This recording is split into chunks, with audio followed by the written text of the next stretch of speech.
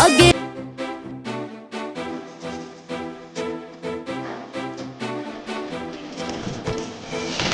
देहिया में आग लगा के मन भीतरी के जगा के, ओ देहिया में आग लगा के मन भीतरी के जगा के, झमकेलू काहे झमका के दाँते से ओढ़नी दबा के, ओ झमकेलू काहे झमका के दाँते से ओढ़नी दबा के।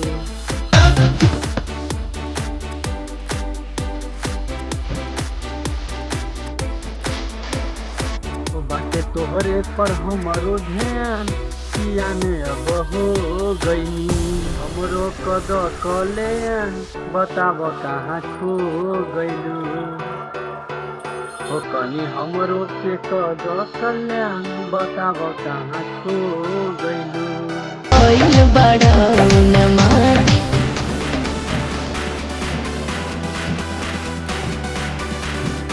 रस गगरी के झलका के मन भीतरी के बहका के, रस गगरी के झलका के मन भीतर के बहका के, झमकेलू काहे झमका के दाँते से ओढ़नी दबा के, ओ झमकेलू काहे झमका के दाँते से ओढ़नी दबा के।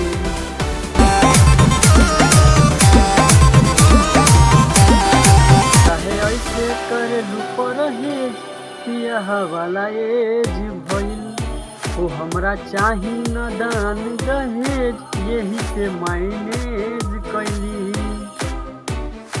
ओ काहे ऐसे करेलू परहेज बियाह वाला एज भइल, ओ हमरा चाही न दान दहेज यही से मैनेज करलू। अति करना नाटी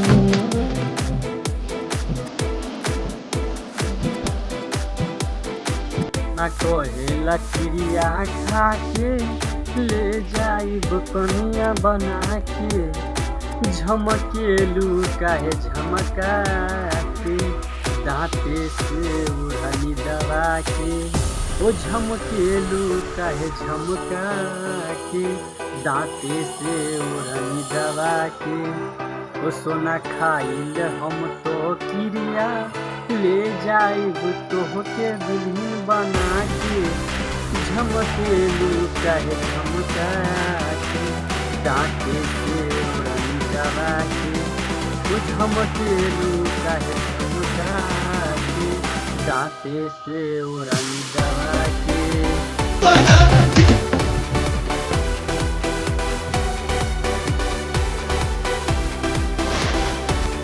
ओ देहिया में आग लगा के रत हीटर भीतर जगा के, हो झमकेलू काहे झमका के दाँते से ओढ़नी दबा के, ओ झमकेलू काहे झमका के दाँते से ओढ़नी दबा के, झमकेलू काहे झमका के दाँते से ओढ़नी दबा के। तो दोस्तों ये गाना आप सभी को कैसा लगा? आई होप अगर ये गाना आप सभी को अच्छा लगा हो, मस्त लगा हो, ज़बरदस्त लगा हो तो वीडियो को लाइक करके चैनल को जरूर सब्सक्राइब कर दीजिए और दोस्तों के पास शेयर जरूर कर देना, और वीडियो कैसा लगा जरूर बताना कमेंट करके, मैं इंतजार करूँगा। तो चलिए फिर मिलते हैं नेक्स्ट व्लॉग वीडियो में, तो आज के लिए इतना ही था। जय हिंद।